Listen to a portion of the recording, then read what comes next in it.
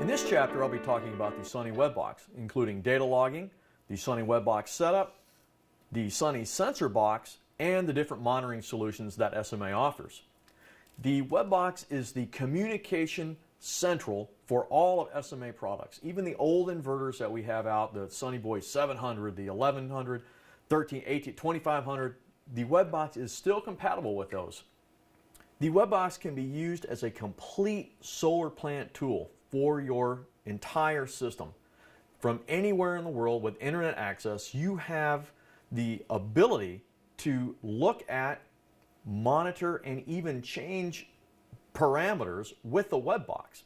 The webbox does require a 120 volt outlet or power source. It cannot be installed outside and must be installed in an appropriate enclosure, either a NEMA 3R or in the garage or something like that, but it cannot be exposed to the elements.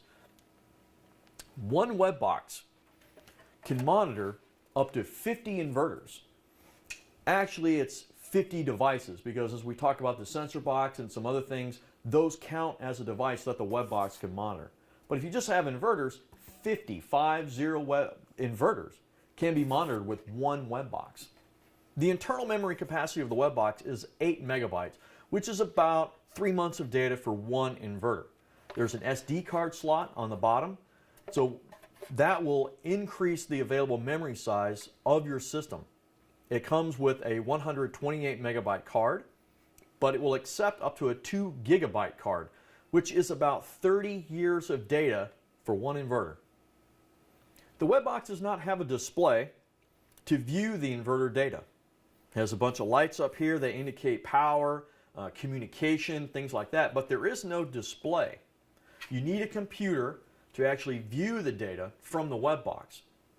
However, you do not need a computer for the webbox to work. It'll work just fine, just connected to an inverter. You do not need a computer to enable the logging function of the webbox. It'll do that all by itself.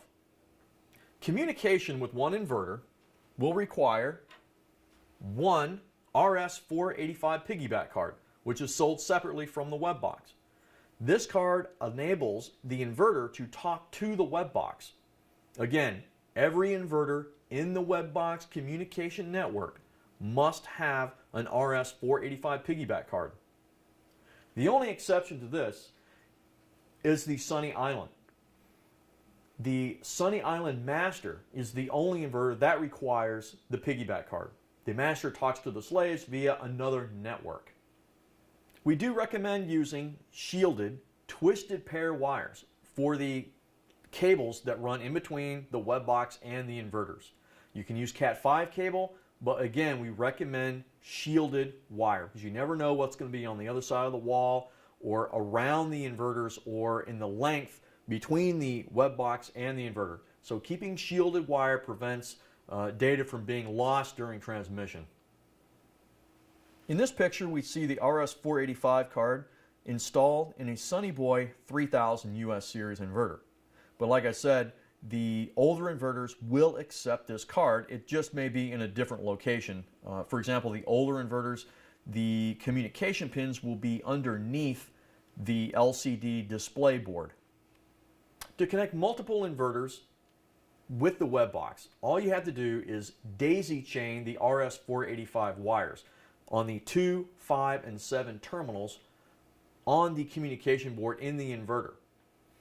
The electrical guys will refer to this as double lugging. That doesn't really apply to networking, so the networking term is daisy chaining.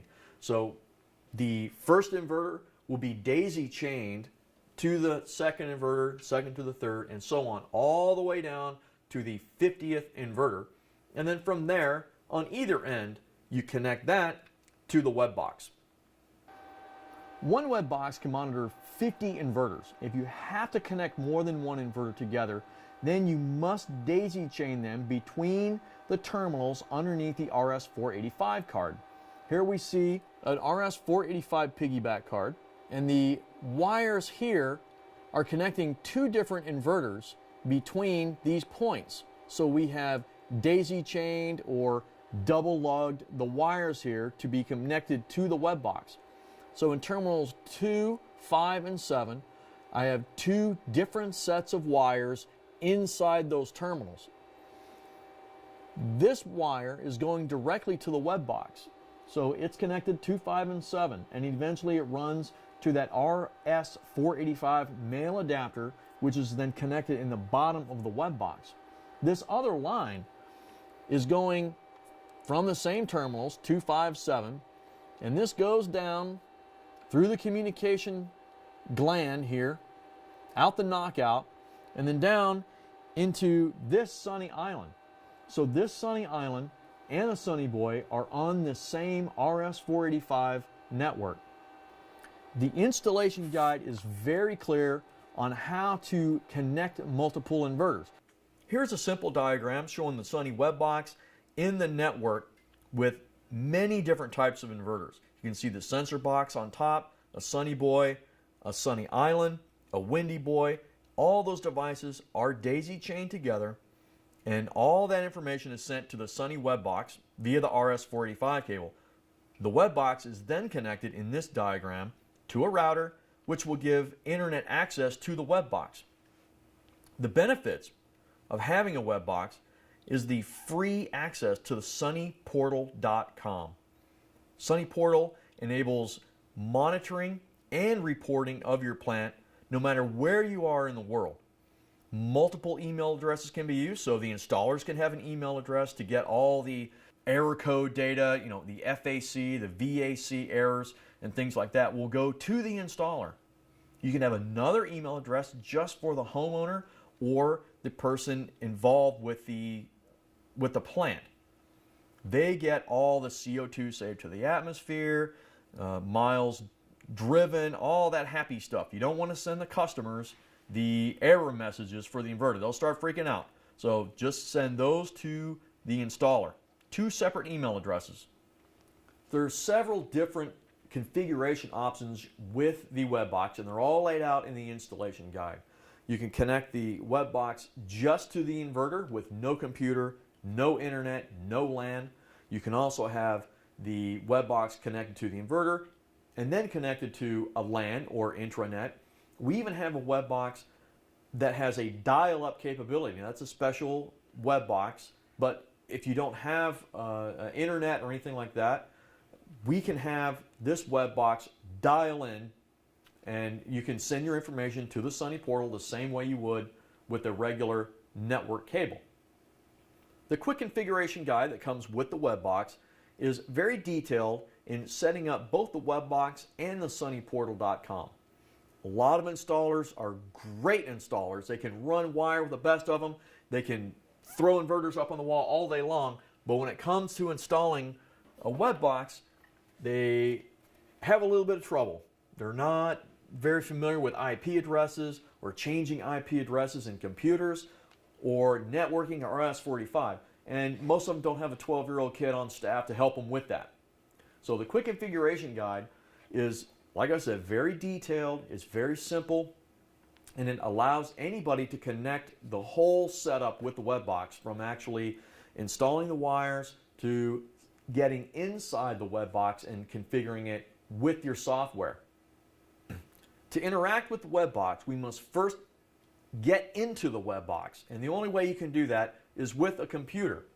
And the only way you can get a computer to talk with the web box is to get your computer in the same network range as the web box. The installation guide, the quick configuration guide, goes step by step on how to do that. And if you're not familiar with how to change these things, you can also call our tech support and they'll help you with it. Webbox default IP address is 192.168.0.168. What we have to do is get our computer in that same network address range. However, the last number of that range cannot be 168, 0, or 255. At this point, we're only going to have the web box connected to the computer, so there won't be any type of interference with IP addresses on anything else in the network. The quick configuration guide recommends setting the computer IP address to 192.168.0. So now it's in the same network address range as the web box. And now the computer gets its own computer address range. Kind of like having a neighborhood. You can't have two houses with the same address. The same concept applies. You can't have two things on a network with the same address. They can be in the same network address range, but not have the same computer address range. So what we recommend is changing the IP address of your computer to 192.168.0.100. Now, your computer and the web box are in the same IP address range and they can communicate to each other. So now we can get into the web box and start to play around with that. We can start to configure it. We can set it up to talk to the Sunny portal. So now that they're connected and talking to each other, let's do it. The web box comes with two different cables, a blue cable and a red one. The blue cable is a crossover cable, and that is what you're going to connect the web box with to your computer. And this is how we're going to get inside the web box to change some of the parameters and to configure it for your application. The red cable we're going to use later.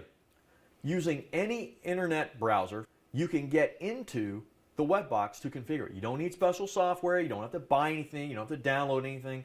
Just about every operating system comes with its own internet browser. So in the address line, instead of typing in sma-america.com, you would type in the IP address, the default IP address of the web box. We haven't done anything with that yet, so that number is still there.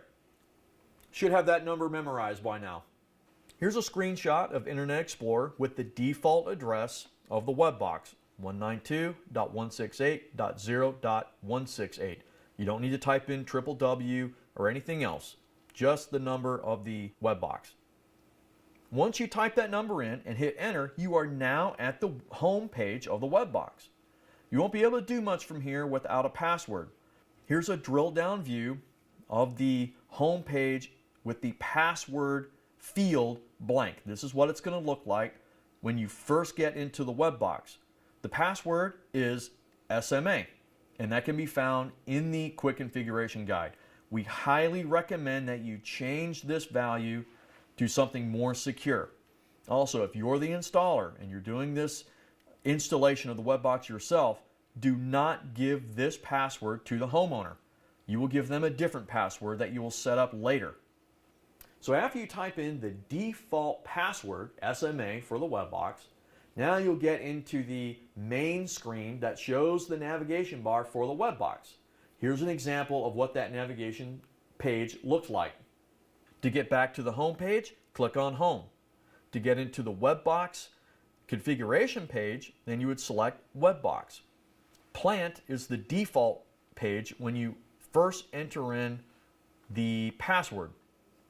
Now, each top menu has a subsequent sub-level menu, and each time you select those menus, another line of selections will open up underneath. For example, this screen is showing the network screen. The network settings screen is where you will go to change the IP address of the web box. We can see here where it says IP address, it has the default IP address of the web box. If you want to put the web box on a different IP address so that doesn't conflict with anything else on the network, then this is where you would go to change it. And we would get there by selecting web box, then settings, then network screen. Once the IP address range is changed on the web box, then we can connect it to a router using the red cable. And then we can still get into the web box to change configurations, but now we can do it from any computer that's connected to the LAN. So now the web box is on your local area network. It is part of that network. So the first thing we want to do is tell the web box how many devices it needs to look for. It is not a plug and play. It will not just detect all the inverters that are on the network. You have to tell it first how many to look for. And you'll go to this screen and you'll enter in the number of devices to look for. That's it. And then hit Start Detection. Let's look at that in more detail. To get to the plant detection screen, we'll select Plant from the upper level menu, then Detection. In this example, I've cropped out the rest of the screen, but this is what it looks like. Number of currently registered devices, well, it's going to be 0. It's a brand new web box. Total number of devices to be detected, that's where you put in the number of your devices. Remember, devices, not only inverters. This is an example of our 20 kilowatt carport behind our SMA building. We have 4 Sunny Boy 5000s and a sensor box. 5 devices. Number of devices to be detected, 5. Click on Start Detection, and the web box will go through a routine, and it will locate all the devices and list them by serial number. That's how the web box keeps all the devices on the network straight. They don't have their own IP address. He looks at them using their own serial number. So once the detection process is complete, you will go back to the plant screen. And on the left-hand side of the screen will be all the devices that the web box has detected on its network. You should see a green check mark, which indicates that there is communication between the devices. Just because the green check mark is there doesn't mean that the devices are working, however. It just means that the web box is talking to them. Here I've selected plant and devices, and now on the left-hand side of the screen we see all the devices. The very first one is the sensor box and its serial number. And then we see the 4 Sunny Boy 5000s and their serial number. On the right-hand side of the screen is the overview screen, which shows the power produced, instant power, the power that the system is putting out right now, how much energy it put out today, and E-total, or energy total, the total number of kilowatt hours that the system has made since we first turned it on. To view the data from just one device, well, all you have to do is go to that left-hand screen and click on the device. In this example, I've drilled down on one Sunny Boy 7000. There are a couple different ways to retrieve the data from the web box. The easiest, if you're on site, is to just pull the SD card out from the bottom like this, if you're using it. If you don't use an SD card, you can just put one in when you go on site. It'll load the data on the SD card, and then you can take it out, put it in your computer, and get the data. If you're not in front of the web box, there's a couple different ways that you can extract the data. So instead of having to go to it and pull out the SD card or put one in, you can extract the data directly from the sunnyportal.com, or you can use the web box as an FTP server. To use the web box as an FTP server, all you have to do is go back to your internet browser. This time we need to make sure we type in something very specific. Instead of typing in just the default IP address or the new IP address that you put into the web box, you have to type in FTP : / and then the IP address of the web box. Where you would normally see all the website data, you'll see a very plain, drab-looking list of files. Probably you're going to see a directory if you've had the web box installed for any amount of time. So just click on the year that you want to look at, and then inside that year, we can see here all the files listed by day and by month. So if you want to extract any of the information, you will just click on the file, the CSV, or comma separated value, and extract that information, and you will download it to your computer. In this example, we see the comma separated value that has been opened with Microsoft Excel. Column A shows the timestamps for all the data that was data logged. Across line 4, we see the serial number for the Sunny Island. So that is stamped across every column. Line 5 shows the header values for all the time stamped for all the data logged entries that were recorded for that entire day. Once you have the information in Excel, you can make all kinds of graphs and charts using the data. In this example, I made a chart showing battery temperature over time. Once you have the web box set up to talk to the Sunny Portal, the Sunny Portal will automatically extract all the data from every device of your plant. It will take that information and make it available to display on the Sunny portal. And then you can change the Sunny portal to look however you want, to display whatever data you want to show, to display how much data you want to show. You can even put pictures and things like that on the Sunny portal. Here is the home screen for sunnyportal.com. In the lower right-hand corner, you can see that the publicly available plants is highlighted. You can choose to make your plant available to anybody that has internet access. It's more or less bragging rights. If you don't want your publicly available plant, you can make your plant private and keep all that data to yourself. So I've talked a lot about the Sunny sensor box in this segment. Here's an example of one. And this little guy can be installed anywhere on the PV plant. Now, we recommend installing it in the same orientation as your modules. You can mount it on the module frame. It even comes with a rafter adapter where you can just mount it to the rafter of the roof if there's no room to mount it on the PV array frame. Here's an example of the Sunny sensor box connected directly to the frame of a ground mount system. The power consumption of the sensor box is very low. It has a very high operating temperature range from -25 to +70 C. It is IP65 rated, so this can be mounted outside. And with an irradiation sensor here, it's a good idea to keep this thing outside in the sun so it can measure that value. Now there's all kinds of ports over here and over here to connect different sensors to. For example, ambient temperature sensor, cell temperature sensor. There's even a port on the bottom for an anemometer. So with all of these devices available for the sensor box will send this value to the Sunny portal. So now not only do you have all your plant data, but you have all the weather data sent from this sensor box. To give you an idea of just how well the sensor box works with the webbox, our 20 kilowatt carport in the back of our SMA building has a portal page that shows ambient temperature and module temperature with an overlay of wind speed. And the reason I did that setup was because I kept noticing that the cell temperature was dropping below ambient temperature, which is very rare when it's past noon. The modules tend to heat up, so the cell temperature is most of the time higher than the ambient temperature. Like the hood of your car is always hotter than the actual ambient temperature. But I kept seeing the cell temperature dip below the ambient. Well, what could possibly happen? Well, I looked at the irradiation data and I overlaid it, and there was no change. When I overlaid wind speed, for every spike in the wind speed, I saw a dip in the cell temperature.